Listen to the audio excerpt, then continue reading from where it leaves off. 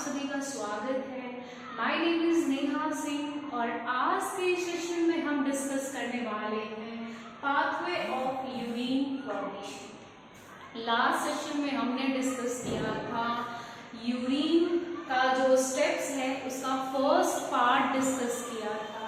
Urine जो है आपका 3 स्टेप्स में फॉर्म्ड होता है। पहला स्टेप जो कि हमने लास्ट क्लास में डिस्कस किया था अल्ट्रा फिल्ट्रेशन और जिसे ग्लोमेरुलस फिल्ट्रेशन भी कहते हैं। एक टिपिकल नेफ्रॉन जो है हमने उसको भी डिस्कस किया था कि एक टिपिकल नेफ्रॉन 2 पार्ट्स में डिवाइडेड होता है।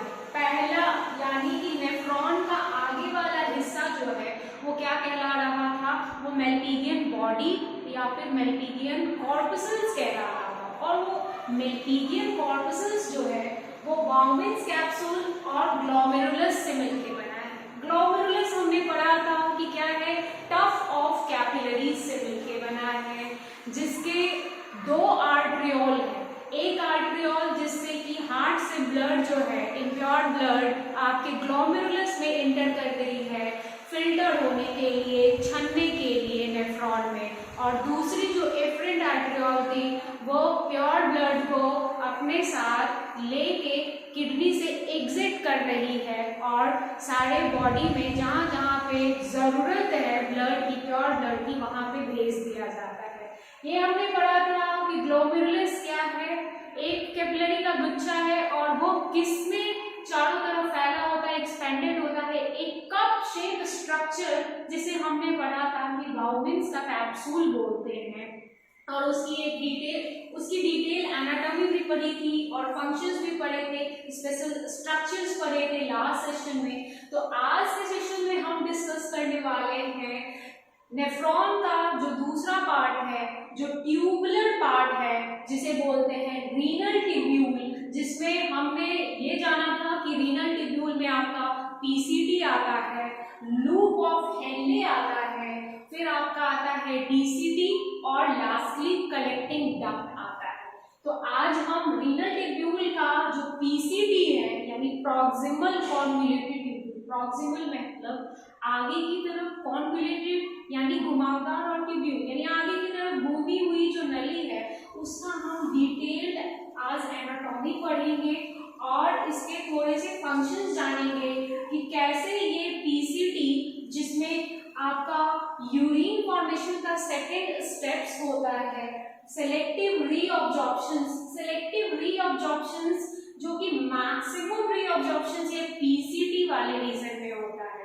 लगभग 85% जो है आपका नेफ्रॉन में जो भी फिल्ट्रेट जो बह के आ रहा है, बह के आ रहा है आपका बाउमेंस कैप्सूल से, उसका जो रीअब्जॉर्प्शन से क्या है कि जो ब्लड था ग्लोमेरुलस, उसमें बहुत सारी इम्प्योरिटीज प्रेजेंट थे और वो सारी इम्प्योरिटीज एक्सेस वाटर, चाहे वो सोडियम हो, पोटेशियम हो, आयंस हो, है ना, यूरिया हो, वो सारा आपका बाउमेंस कैप्सूल से बह के किस वाले रीजन में आ रहा था, पीसीटी वाले रीजन में आ रहा था।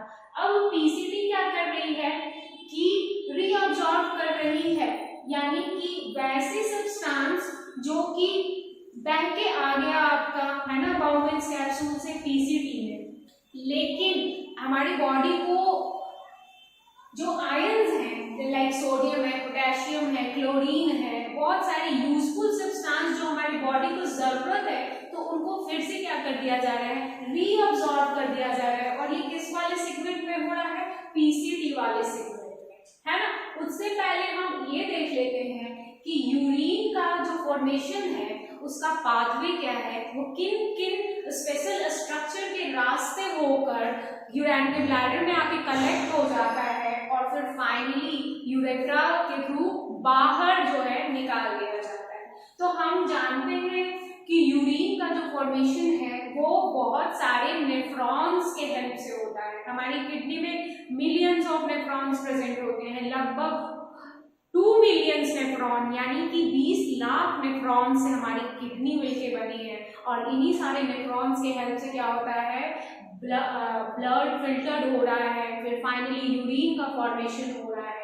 तो किन किन रास्तों से होके गुजर रही है और यूरिन फॉर्म्ड हो रहा है, कौन से पाथवे को फॉलो कर रहा है, ये आज पढ़ेंगे। यूरिन का फॉर्मेशन टिपिकली बहुत सारे टिपिकल नेफ्रॉन्स में होता है और ये नेफ्रॉन आगे चल के फिर रीनल ट्यूब्यूल की तरफ बढ़ जाती है। रीनल ट्यूब्यूल जहां से बाउबिन्स कैप्सूल जो है जिस ट्यूब लाइक स्ट्रक्चर्स में आगे की तरफ खुल रही है उसे कह रहे थे रीनल ट्यूब्यूल। अब ये रीनल ट्यूब्यूल से आ जा रही है कलेक्टिंग डक्ट्स में, यानी जितने भी नेफ्रॉन्स हैं वो सारे नेफ्रॉन्स के कलेक्टिंग डक्ट्स में क्या है, यूरिन जो है आपका कंसंट्रेटेड यूरिन जो है आपका पार्शियली रूप में स्टोर्ड है, यानी कि वो यूरिन जो है अब क्या है आपकी वो यूरिन आपका फॉर्म्ड हो गया है, तो ये कलेक्टिंग डक्ट्स में आएगा। और जहां पे यूरिन नेफ्रॉन के साथ बहुत सारे नेफ्रॉन के जो कलेक्टिंग डक्ट्स है जिस स्ट्रक्चर में खुल रहे हैं उस स्ट्रक्चर को कह दिया डक्ट ऑफ बेलिनी, है ना, डक्ट ऑफ बेलिनी। फिर आप देखो कि जहां पे डक्ट ऑफ बेलिनी प्रेजेंट है उसके बाद ये किस वाले पार्ट में आ जाएगा, रीनल कैलिक्स। रीनल कैलिक्स जो कि हमने पढ़ा था पिछले वाले स्टार्टिंग क्लास में कि जहां पे जितने भी मिडलरी पिरामिड जिस जंक्शन पे मिल रहे होते हैं, जिस जंक्शन पे ये मिल रहे होते हैं उस जंक्शन को क्या कहते हैं, रीनल कैलिक्स। तो डक्ट ऑफ बेलिनी क्या है, कलेक्टिंग डक्ट, सारा कलेक्टिंग डक्ट एक साथ डक्ट ऑफ बेलिनी वाले स्ट्रक्चर पे खुल रहा है। फिर उसके बाद ये किस वाले रीजन में आ जा रहा है, रीनल कैलिक्स। फिर रीनल कैलिक्स से आप थोड़ा सा आगे जो स्पेस जो प्रेजेंट होता है उस स्पेस को हमने बताया था कि हाइलम कहते हैं। फिर हाइलम में आ जाता है आपका यूरिन, फिर हाइलम से क्या है रीनल पेल्विस में चला जाता है। रीनल पेल्विस हमने डिस्कस किया था कि क्या है, कुछ नहीं बस एक फनल शेप लाइक स्ट्रक्चर है ना, उसमें ये क्या है यूरिन आ गया। फिर इस फनल शेप लाइक स्ट्रक्चर से क्या होगा, यूरिन आपका देखो इसकी चौड़ाई और फिर यूरिन ये जो पाथवे जिस फॉलो करता है वो पतला होते चला जाएगा।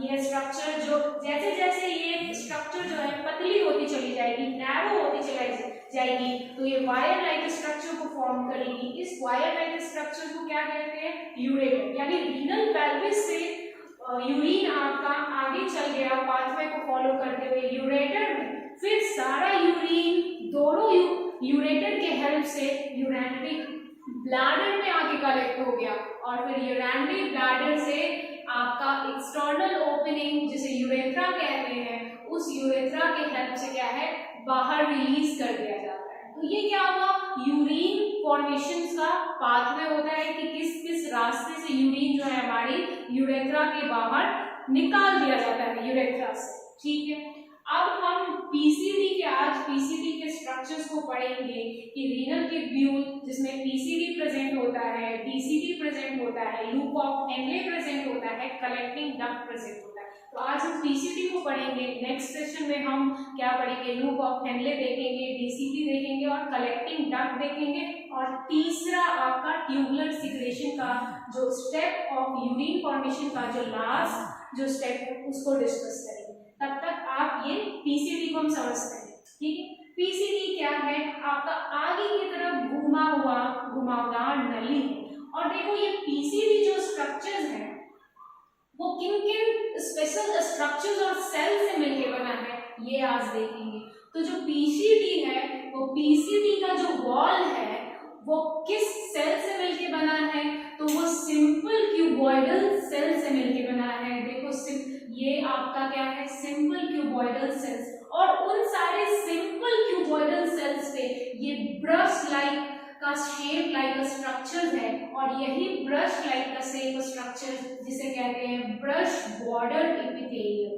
तो ये ब्रश बॉर्डर्ड एपिथेलियम क्या कर रहा है, ये ब्रशेस जो कि सिंपल क्यूबॉइडल सेल्स के ऊपर प्रेजेंट है, ये बेसिकली क्या काम करती है, ये जो सब्सटेंस जो इस वाले सेक्शंस में आएगा वो सब्सटेंस को क्या करेगी, ट्रांसपोर्टेशन करने में हेल्प करेगी, है ना, यानी कि ट्रांसपोर्ट करने में हेल्प करेगी ल्यूमेन से। ये वाला जो पीसीडी जो कि एक ट्यूबुलर आगे की तरफ घुमा हुआ स्ट्रक्चर है जो एक अंदर से क्या है खाली पाइप की तरह है, उस पाइप को क्या है, खाली पाइप के जगह को कहते हैं ल्यूमेन, है ना।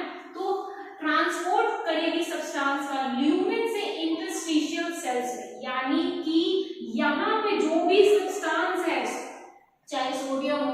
पोटेशियम हो, आयरन हो, वाटर हो, सॉल्ट हो, इन सारे सब्सटेंस को ये बाहर निकालेगी। बाहर जहां निकाल रही है उसे कह रहे हैं इंटरस्टिशियल सेल्स कह रहे हैं।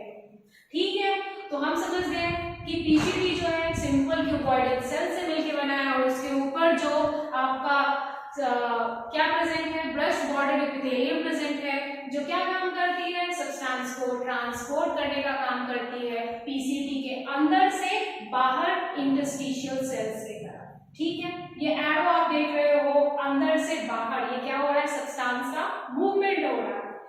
अब यही क्या है, अब देखो ये सारे जो ब्रश बॉर्डर एपिथेलियम्स हैं उनके ऊपर माइक्रोविलाई प्रेजेंट होता है और ये माइक्रोविलाई क्या काम करती है, हमने पढ़ा है कि माइक्रोविलाई